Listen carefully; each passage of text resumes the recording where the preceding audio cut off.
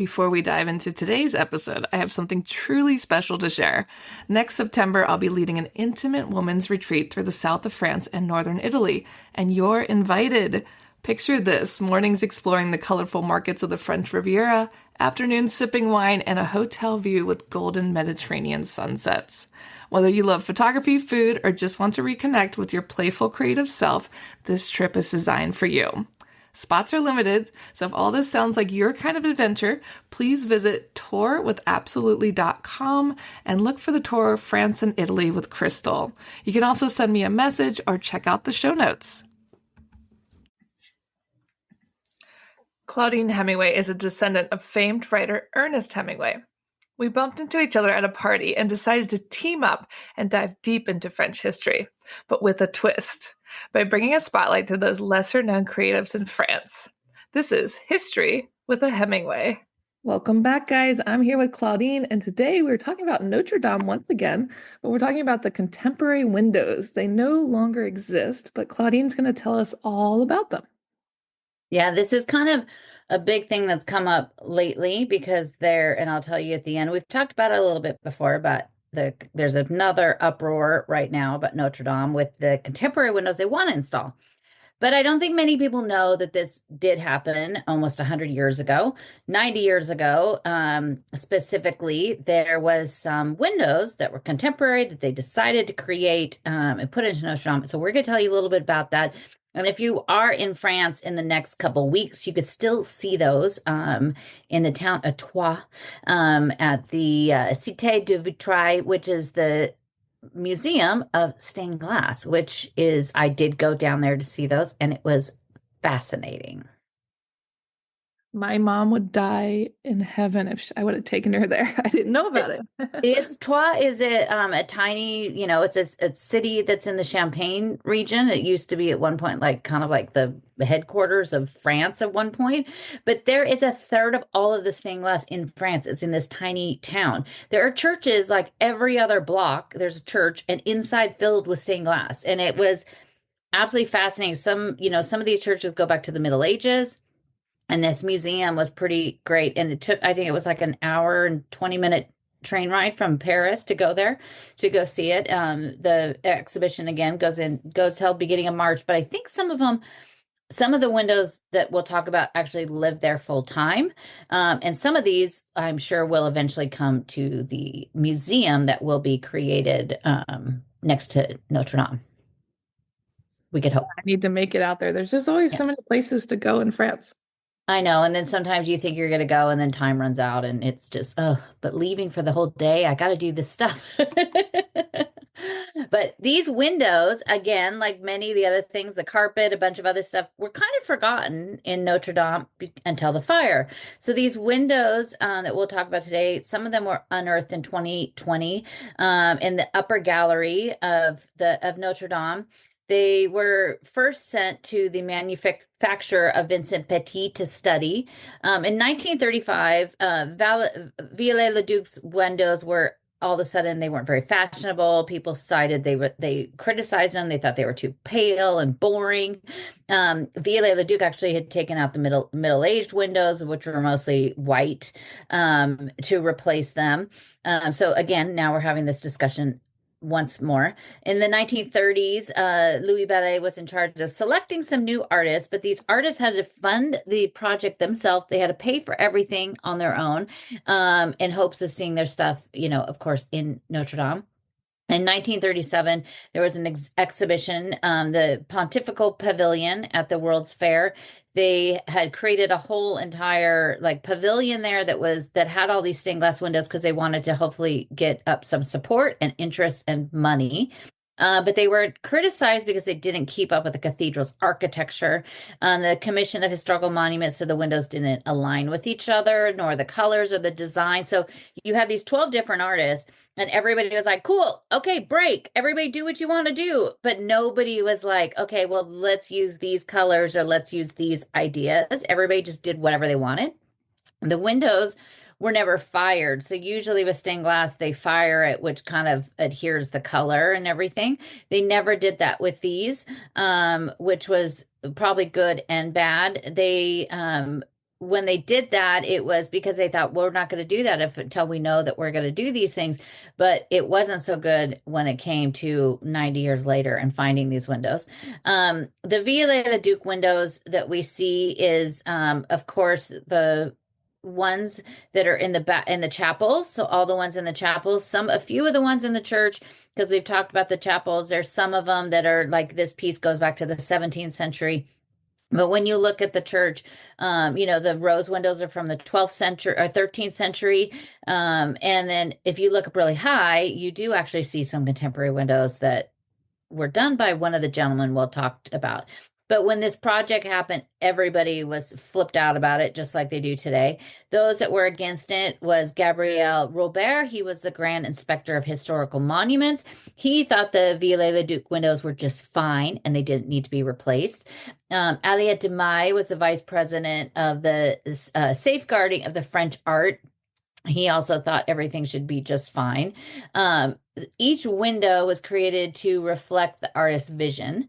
Of the seven windows, several were done by Hébert Stévin and Le Chevalier. And Le Chevalier is some windows we see today. Created in 1935, they were used and placed into the church for a hot minute. And when they were after 4 months, everybody flipped out about it. So in the middle of the night, they took them out. I love that. They're like, never mind. Never mind. There was different saints, Saint Geneviève and Saint Marcel, and then topped with a small rose with like a lamb or an evangelist that they in some of the windows. In 1950, they added the plan and the idea to install them in the nave. And then again, that was still people were like, nope, we've discussed this before. We're not going to do this. But some of the different artists, there was Andre Ricci. He was, it was after World War II, he became a painter. But before that, he'd worked in stained glass. He did 2 lancets of Saint Louis and Saint Yves. They were exhibited in 1937 and 1930 in Notre Dame. But the criticism was so harsh that he was devastated. Jean-Hébert Stévin had a studio with his wife, Pauline, and since 1924, and they were entrusted with the figures of Saint-Loup and Saint-Germain, and also Saint-Martin. Valérie Ray did also Saint-Foy and Saint-Martel. And other ones that were done, you had Saint Bernard, Saint Clotilde, of course, Saint Germain again. And then these were all done, but some of them were all done in really dark colors. Some of them even looked more like cubist in a way, which is kind of odd. But the criticism of the windows was pretty harsh and pretty direct, and came from really high up people in the art world and also in the Catholic diocese. But you had, and this is something in all my research of Notre Dame, you keep finding over and over again. So, you have the cathedral that was start in the 12th century. You had, we don't know who the first architects were, but you had over time, and then you had the 19th century where you have Viollet-le-Duc, and Viollet-le-Duc comes in there in 1844 and says, I'm changing all of this stuff. This stuff is not in fashion. I want to bring back more of what looked like, the medieval art with the colors and also romanticism. So we're going to get rid of all these things. Then in the 1950s, the cardinal at the time or the bishop was like, yep, we don't like this Viollet-le-Duc stuff. We want to get rid of it. And now they're doing that again with trying to get rid of some of his windows. So it's all just, none of these stories are, it's not like it's the first time we're hearing it. It just goes in in a cycle of people getting upset and thinking we want to change it.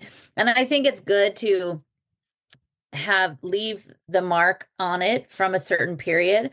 But again, right now, like in the 1950s, they're just trying to kind of get rid of a bunch of stuff where it's like, maybe you just do a little bit and you just added the furniture and maybe you just leave the rest of it alone. Yeah, I think they're just trying to do too much at once. Too much and, trying to make their mark. The day after the fire, all the stained glass that was in the church was completely fine, except for 2 diamond-shaped sections at the top of the small rose window in the gables on the north side. when you're in the church and you look up, you don't even see it because it's up above. And that night, and I'm sure some people remember seeing the images and the video of the fire literally coming out of the center of this tiny rose window. So that was the only piece in the entire church of the stained glass that broke. I mean, that's pretty amazing. It kind of makes you believe a little bit.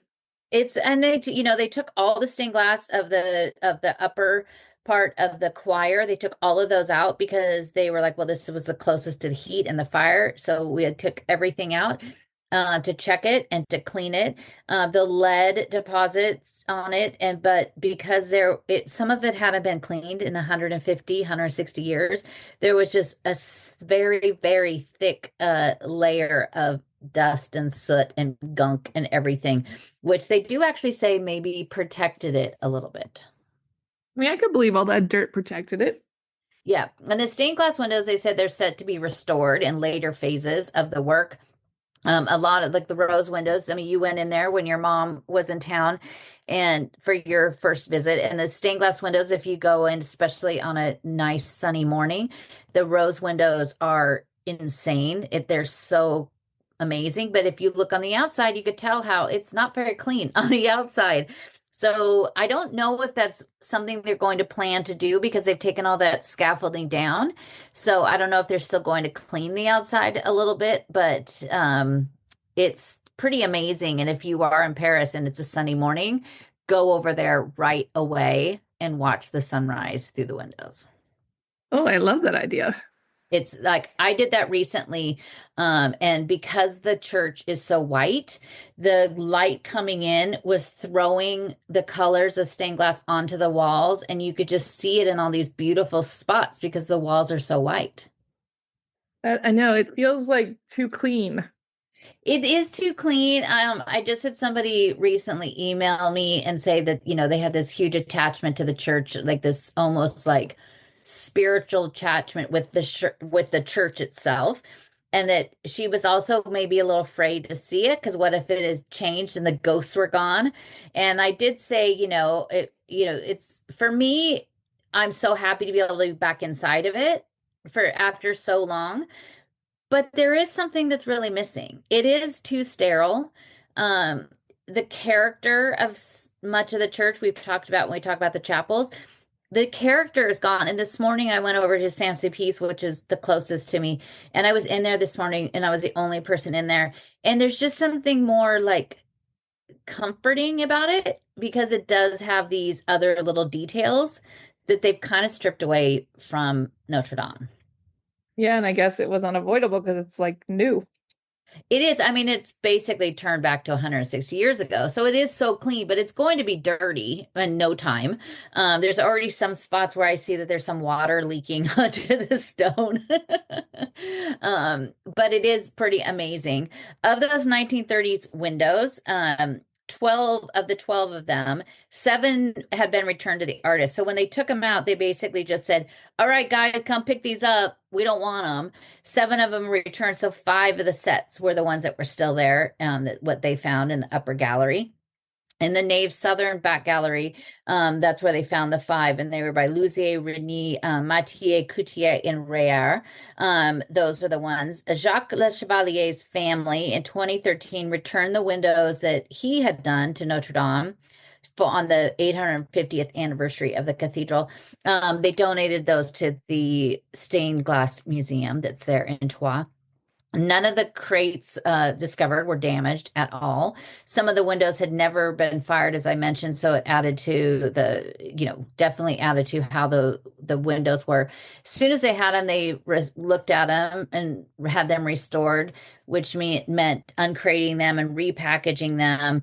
They had to clean them, remove the layers of grime, even though they were in crates.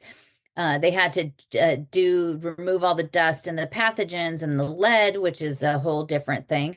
Then they decided to fire them. So they had fired them, which had sharply changed since 1935. They did it in ultra high kilns that got up to 630 degrees. They repaired and replaced any broken pieces, but matching the colors from 90 years ago was really difficult. So they resealed them, everything. So they're on display in this museum. I went down there and I made a video walking through it. So we'll link that in the episode so you can watch and see all of it. But I really do hope some of these will come. I'm sure they will come to the museum when they finally get around to doing that. But the I mentioned earlier about the controversy. So December 18th of last year, just 10 days after the cathedral was opened, the President Macron and the Bishop Ulrich announced and selected a woman named Clara Toubourey as the artist is going to create 6 new windows, replacing the windows of Viollet-le-Duc on the south chapels. She was born in 1981. She's just a kid, but she was selected from 8 finalists. 110 originally applied in April 2024, but there's quite a few of them that backed out instantly and said, we don't want anything to do with that because the debate, and there's like a lawsuit right now. There's a giant petition going around, a lawsuit, everything. She says that this is supposed to be a tribute to Viollet-le-Duc. There's watercolor sketches that she used. She's using cheerful colors, pastels like turquoise and yellow and pink. And the characters are kind of against a backdrop of architectural features. Originally, when they talked about this last spring, they said that they wanted these windows to incorporate the last 5 years in the story of the restoration. But from what I've seen, that's not in there at all. She's putting in like saints and stuff. I thought it would be kind of neat if they did, maybe if they had my love, Philippe Villeneuve in a window. I think I'd be down for that. You should ask. I know. But these windows are going to cost 4 million euros. That does not account for the cost of removing the old windows. It's supposed to be paid by the Minister of Culture. And it's going to be done at the one of the oldest factories of stained glass, the Simon Marc Atelier, that also did the Chagall windows of Notre Dame de Reims. And it's supposed to promote the unity through the themes of the Pentecost in a wonderful gesture of hope, is what they say. But the biggest thing that they have against them is the 1964 Venice Charter, which was created and states that an item of sculpture, painting, or decoration which forms an integral part of a monument may only be removed if it's the sole means of ensuring their preservation. So it has to be they're broken. There's something that it's a detriment to the actual structure. None of that is true about these windows. So that's what they're trying to use as their thing against it, because these should be fine. They should be in place. There's nothing wrong with the windows as it is. And it does kind of go with the continuity. When you look to the north side of the chapels and you look to the south side, they do, although they were done by 2 different artists, they do also make a lot more sense. So we will see. I'm sure they're still going to go in because it's kind of the bishop and the president want it. I don't think they really care what anybody has to say, but we'll have to see what's going to happen. But the old ones, they say they're going to remove those and put them in the museum whenever that is done. Well, we'll be waiting, and it's pretty cool that such a young person got chosen. It is, and I'll put pictures of it on my website of what her designs are. We've only seen a little bit of what they have shared of what it's supposed to look like. And it's cool that it's a woman artist.